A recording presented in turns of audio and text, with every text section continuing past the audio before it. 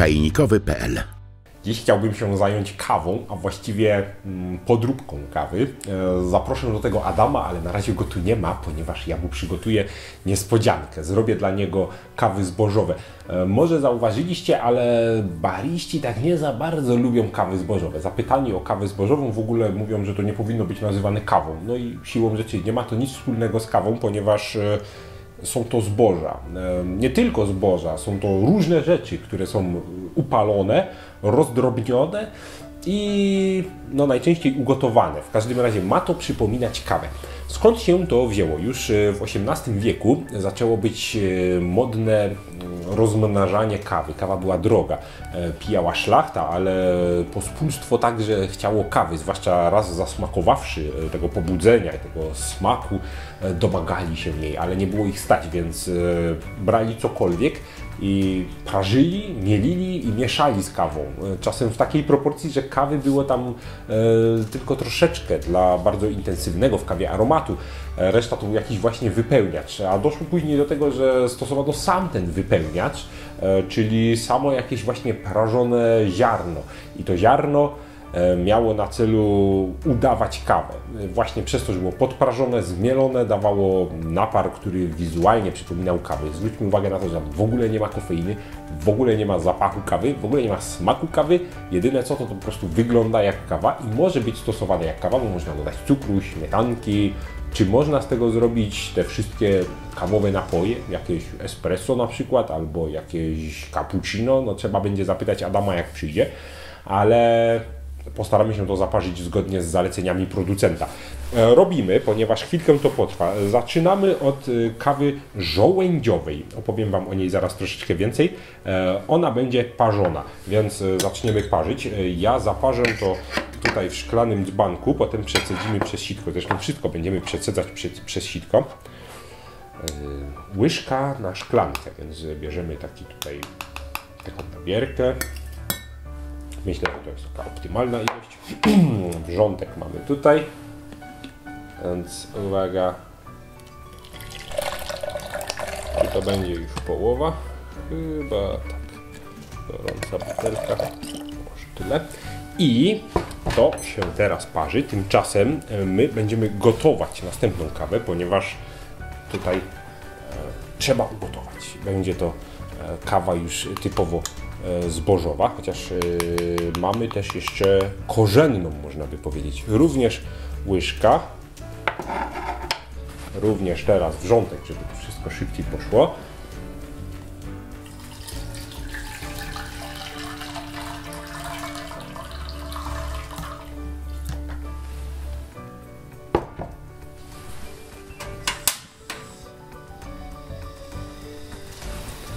Jest już gaz, jest płomień, kawka się robi, druga się parzy. Kawa żołędziowa, co to za pomysł? Może się wydawać, że żołądź jest to coś skrajnie niejadalnego, prawda? No nie jest to ani orzech, ani no, na przykład kasztan jadalny, wiecie, no, w tej grupie. Żołędzie nie są jadalne, a właściwie są, aczkolwiek nie w tej formie, w jakiej je widzimy. Skąd się to wzięło w ogóle? Okazuje się, że jest to taki raczej mało bogaty w jakieś składniki odżywcze środek do jedzenia, ale zbywano tak dzieci. Kiedy kiedyś na wsiach dzieci przeszkadzały, to się je wysyłało do lasu, żeby nazbierały wór żołędzi i one mogły się tym zająć, ponieważ w polu był z nich jeszcze mały pożytek. A żołędzie to było coś, co one potrafią robić, mogą robić, jeszcze sprawia im to frajdę. I te żołędzie były używane jako taki pokarm głodowy. Kiedy się już wszystko kończyło, można było mielić żołędzie na mąkę i tę mąkę mieszać ze zwykłą pszenną mąką, robić chleb taki żołędziowy. No i później oczywiście odkryto, że można to uprażyć i zrobić z tego właśnie taką żołędziową kawę. Aczkolwiek, żeby żołądź był w ogóle jadalny, trzeba się pozbyć ogromnych ilości taniny, które on zawiera. Czyli tych po prostu goryczy i tego, czego się używa do garbowania skóry. A więc robiło się to ługiem albo przez bardzo intensywne płukanie. Krótko mówiąc, zbieranie i obróbka żołędzi była to domena dzieci i robiły chomicze zapasy żołędzi na zimę, tak jak dorośli w tym czasie gromadzili ziarna, z których robiono normalną mąkę. Więc kawa żołędziowa gdzieś tam również przyszła chłopstwu do głowy, kiedy szukano, co można by tu uprażyć, żeby zrobić z tego kawę, to może żołędzie, mamy cały wór. Więc zrobiono. Drugie, co piścimy, to już jest typowa kawa zbożowa. Głównie jęczmień. Mamy tutaj różne rzeczy mogą się pojawić. Właściwie wszystkie zboża, jakie tylko sobie wymyślimy, mogą być uprażone i pomielone i tutaj dodane.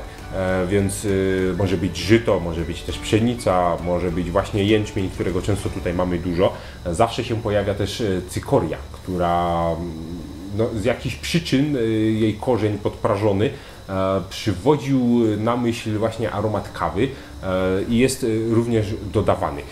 Taka kawa musi być właśnie podgotowana, co teraz robimy. Kolejna, jaką mamy, to jest już taka typowo korzeniowa, ponieważ jest to kawa z topinambura i mniszka. Oczywiście mówimy tu o korzeniach. Topinambur ma jadalne kłącze. On jest takim naszym, powiedzmy, rodowitym ziemniakiem, bo w sumie ziemniaki przyjechały zza oceanu, a to tutaj rosło. No, wcześniej to jadano, później oczywiście ziemniak wyparł wiele takich rodzimych roślin, które mogły być jedzone. Gdzieś się po to teraz sięga.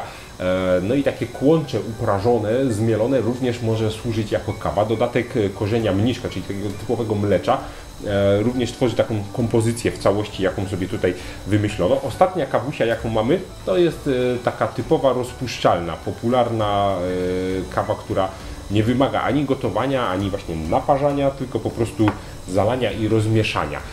To jest typowa kawa zbożowa, również żyto z jęczmieniem, więc będzie to coś podobnego do tej, którą teraz gotujemy, tak sądzę.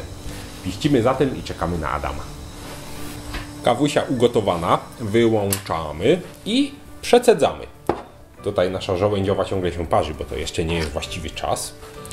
Siteczko. Bardzo kawa numer 1. No co, wygląda jak rasowa kawka. Nawet można by no po wyglądzie się pomylić? No nie wiem, nie napatrzyłem się może tyle co Adam w życiu na kawę.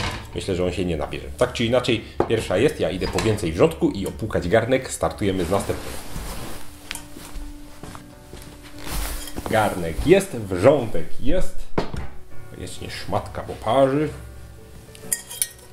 I kolejna kawusia. Też wymagająca gotowania, to ta korzenna z topinambura i mniszka.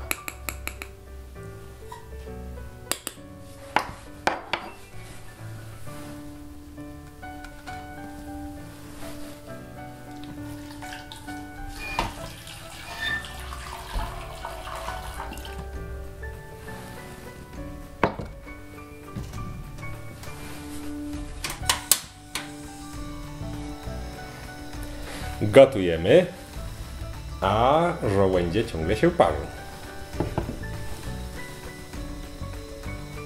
Przedziwny zapach. Korzenny. Ogólnie większość tych kaw ma jakiś dodatek. Może być dodatek magnezu, może być dodatek jakichś korzennych rzeczy. Tutaj się pojawia gdzieś kardamon, gdzieś jakiś imbir, gdzieś cynamon.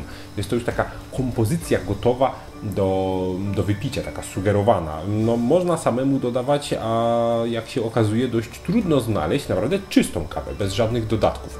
Tutaj na przykład bywa dodatek buraka cukrowego i oczywiście cykorii. Burak cukrowy, który miałby jakby podnieść nieco słodycz samego tego naparu.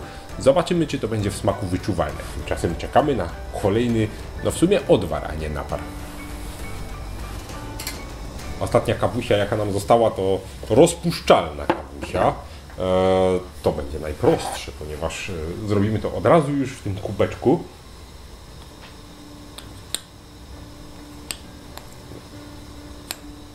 Nie przesadzić.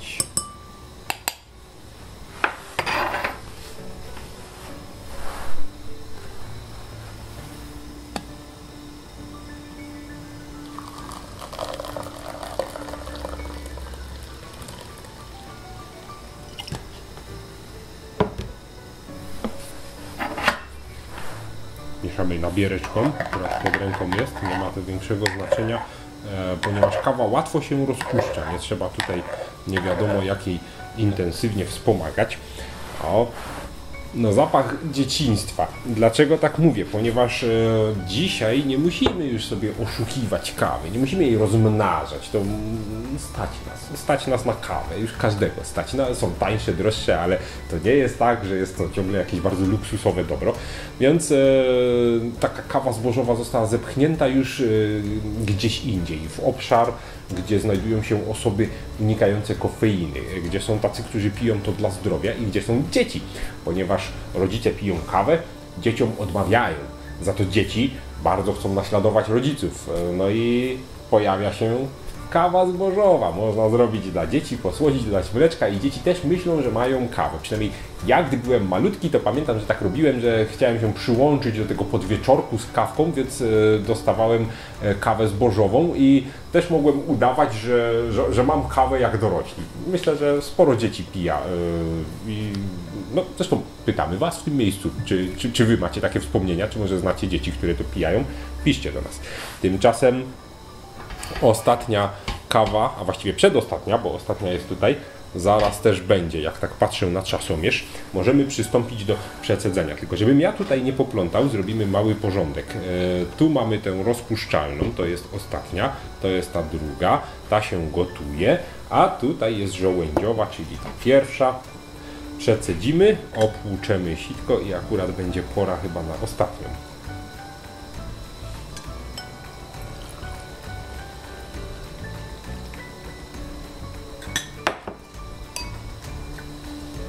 Ta wyszła jakaś mętna. Adam na pewno zwróci na to uwagę. Ta jest mętna, ta ma piankę. No, zaczyna tutaj być różnorodnie.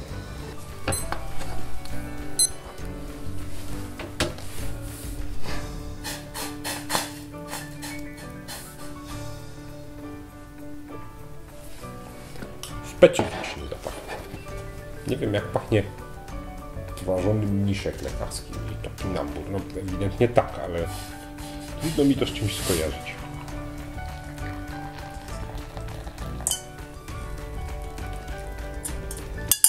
Wspaniale. Wszystko gotowe. 4 kawusie. Ale mi się to podoba. Wynosimy to, żeby nie przeszkadzało i wołamy Adama. Kawy gotowe. Pozostaje nam zawołać Adama. Cześć, witam Was serdecznie. Cześć. Zrobiłem dla Ciebie kawę. Jestem złośliwy. Uprzedzę Cię, bo od razu poznasz, to są tak zwane surogaty kawy, czyli substytuty kawy, czyli sztuczne kawy, czyli podróbki kawy, czyli nie kawa, tylko kawa zbożowa. Nie tylko, nie uprzedzając. Tutaj są te kawusie, to są napary. Jakie ja w imieniu naszych drogich widzów mam do Ciebie pytanie? Po pierwsze, na ile przypomina to kawę? Po drugie, na ile to jest smaczne? Tak w ogóle. Twoja opinia. Już nie w kategorii kawy, tylko w ogóle. A po trzecie, jaki to ma potencjał, żeby przygotować to jak kawę? Chodzi o dodatki i czy widzisz to w postaci, powiedzmy, takich typowych napojów kawowych? Czy dałoby się na przykład zrobić cappuccino? Czy z Twojej wiedzy wynika, że na przykład można by to przepuścić przez ciśnieniowy ekspres? Krótko mówiąc, co o tym myślisz? Smacznego. Ja ci złośliwie nie powiem, co jest co. Dobrze, zacznijmy może od tego, że w momencie, kiedy przychodziłem tutaj od razu czułem bardzo intensywnie kardamon, więc to jest coś, co ewidentnie jest jednym z głównych składników tutaj. No nie oszukujmy się, jest też bardzo intensywny w aromacie, więc pewnie dlatego się przebija. Jak chodzi o wygląd kawy, no to ja bym tutaj... Zwłaszcza tu. No tak, to ewidentnie. Jak chodzi o wygląd kawy, to wydaje mi się, że te dwie środkowe czarki tutaj najbardziej mi przypominają coś, co można by kojarzyć albo z kawą przelewową, albo z taką zwykłą, zaparzoną kawką. No tutaj coś, ale rozpuszczalna kawa najprawdopodobniej się znajduje. Trochę martwi mnie właśnie ta pierwsza, no bo tam już faktycznie nawet widać taki wzburzony, mętny napar, który gdzieś tam, no ten pył gdzieś tam wędruje po całej objętości tego naparu, więc... Za rzadkie było, za duże dziury w sitku. No wiesz, no jeśli by zwrócić uwagę na to, jak jest to drobne, no to wydaje mi się, że, no nie wiem, jakie sitko trzeba by tutaj użyć, żeby cokolwiek wyciągnąć, a może nie trzeba będzie, może to nie jest tutaj problemem. To co, próbujemy, tak? No, śmiało. Od czego wolisz zacząć? Wiesz co, no... Jak się napijesz, to ci powiem, że to było. No myślę, że wiesz, no spróbowałem po kolei, tak żeby jakoś sobie tutaj poprzestawiać to, chociaż może będziemy razem próbowali. Po prostu ja spróbuję przestawić to tak, żebyś ty też mógł tutaj od razu wyrazić swoją opinię. Tutaj znany jakiś smak, więc to się kojarzy pewnie z taką zwykłą, klasyczną zbożową. Przy czym, kurczę, kolor wygląda faktycznie jak kawa, ale troszeczkę, myślę, tutaj bym wzmocnił ją, czyli dodał trochę więcej tego. Natomiast no, ludzie uwielbiają takie prażone aromaty z mlekiem, z różnego rodzaju dodatkami, więc wydaje mi się, że do śniadanka to jest takie rozwiązanie, które bardzo przyjemnie będzie się komponowało. No nie wiem, masz pewnie jakieś doświadczenie ze zbożową, więc raczej. Dobrze zgadłeś. To jest właśnie rozpuszczalna, zbożowa kawa, najpopularniejsza jaka jest. No, ma dodatek magnezu, ale to myślę, że na smak nie wpływa, ale takie już są fajne wersje. Nie bardzo. Jęczmień i żyto tutaj przede wszystkim, poza tym cykoria. Coś jeszcze wyleciało mi. W każdym razie chyba jakiś jeszcze składnik pewien. No tutaj też bardzo dużo kardamonu od razu. W sensie takie aromaty, które kompletnie nie znam. W sensie oprócz tego kardamonu oczywiście, to gdzieś tam coś się przewija i w smaku i w aromacie takiego nietypowego. Trudna czarka. Jest troszeczkę kwaśny. Tak delikatnie, więc w sumie przypomina to... Jest kwasowość. Jest kwasowość. Choć nie wiem, czy w przypadku nie jest to kwaśność właśnie, czyli w tym takim negatywnym wydźwięku. I w związku z tym nie wiem, czy to jest dobre rozwiązanie do łączenia z mlekiem. Szczerze mówiąc, chyba bym tego nie łączył z mlekiem właśnie przez ten smak kwaśny. Może mi zdradzić od razu, co to jest, no i spróbuję to oczywiście. To jest właśnie kawa nie zbożowa, tylko z topinambura z mniszkiem. I też chyba są tam jakieś właśnie korzenne dodatki. No tutaj coś ewidentnie słodkiego, bardzo takiego z jakimś karmelem kojarzącego się. Jak takiej słabej jakości kawa, takiej naprawdę słabej jakości kawa. Ale jest nuta kawy, aromat kawy, czy... Wiesz co, ciężko powiedzieć o tej kawie, bo największy problem w tych surogatach kawy jest taki, że ona ma naśladować tą kawę niskiej jakości. Czyli tą kawę bardziej bardzo... wyglądem niż smakiem nawet. Pewnie nie? Tak, no wiesz, to są kwestie te takie... tego dymu, tego uprażenia, co musi się tam gdzieś pojawić w tego rodzaju naparach. Natomiast wysokiej jakości kawa w ogóle nie jest w taki sposób wypalana, więc nie posiada takich aromatów. To w każdym razie jest zbożówka, tak jak ta pierwsza, tyle nierozpuszczalna, gotowana również żyto, również jęczmień, dodatek cykorii i buraka cukrowego. A tutaj coś takiego delikatnie ściągającego język, takiego też kwaśnego. Kompletnie nie smakuje jak kawa. Nawet się nie kojarzy, wydaje mi się, z kawą, oprócz tego, że jest jakiś taki wygląd. Spróbuj sobie, to jest delikatnie chłodne, więc może to jest... się najdłużej parzyło według przepisu. Robiliśmy zgodnie z zaleceniami producenta. Rozumiem. Ja bym tego nie łączył z mlekiem na przykład, nie? To jest jakby takie... I ściągające, taninowe, bo to jest kawa żołędziowa. Jeszcze musiały te garbniki tam pozostać w jakimś stopniu. Jest rzeczywiście taka jak herbata trochę, nie? Ma taką nie gorycz, ale właśnie taką dziwne ściąganie. Odpowiedzmy w takim razie jeszcze na pytanie, co można by przygotować w formie espresso, co można by spróbować z dodatkiem mleka i tak dalej. Wydaje mi się, że no cóż, najlepiej się tutaj zaprezentował chyba te... Na pewno klasyczna zbożówka taka. Gdzieś tutaj była ta czarka taka... To jest topinambur z mniszkiem. Okej, taka delikatnie coraz bardziej w kwasowość wpada, taką owocową. Jak stygnie. Tak, więc muszę to koniecznie spróbować. Okej, czyli... No mi to nie smakuje. Jeśli mam wybierać, to wolę kawy zbożowe, które są serio zbożowe. To jest jakieś rozumiem. Ale rozumiem, że tobie jakby pod kawę to najbardziej. Jeśli miałbym cokolwiek wybierać z tego zestawu, to wybrałbym chyba tą czarkę. W sensie jest intensywna, jest bardzo ciekawa w smaku, coś nowego się tam wydarzy, jest kwasowość, jest jakaś goryczka delikatna, więc jakby jest fajny balans tych smaków. Natomiast zastanawiam się, czy to jest instant, czy to jest... Nie, to było gotowane. Okej.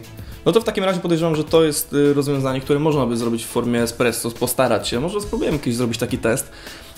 Na pewno formy rozpuszczalne tutaj nie wchodzą w grę, no bo jakby mija się to z celem po prostu. To jest tylko i wyłącznie jakby jakaś substancja, która została odparowana z wody, no i w takim formie proszku się pojawiła.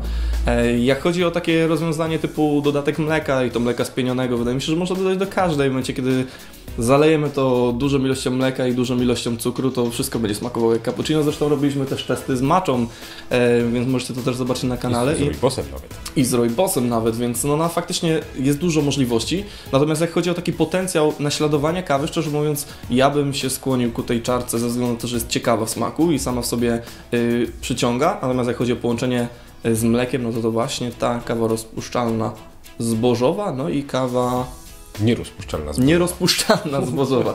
Czy jednak to zboże, dobrze się tutaj żołędzie, w Twojej opinii zupełnie skreślamy? Skreślamy, ale ja miałem kiedyś takie doświadczenie. Podejrzane. Miałem kiedyś takie doświadczenie już z piciem czegoś z żołędzi, ale to było kompletnie nieprzetworzone, więc faktycznie jest tam ten taki ściągający, niezbyt przyjemny smak, delikatnie kwaśny, ale też w sumie pusty, bez jakichś takich fajerwerków.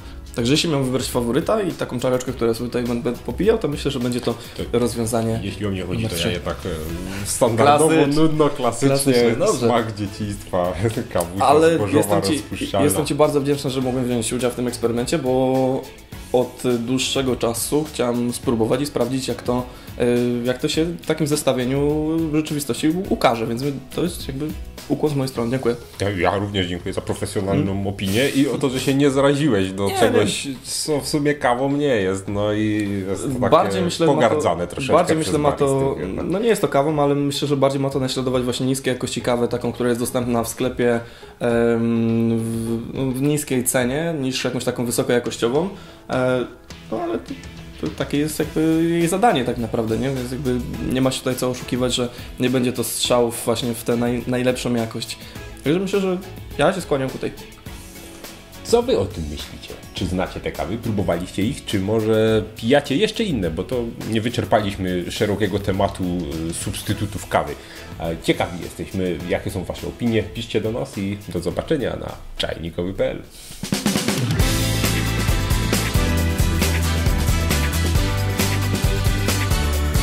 Czajnikowy.pl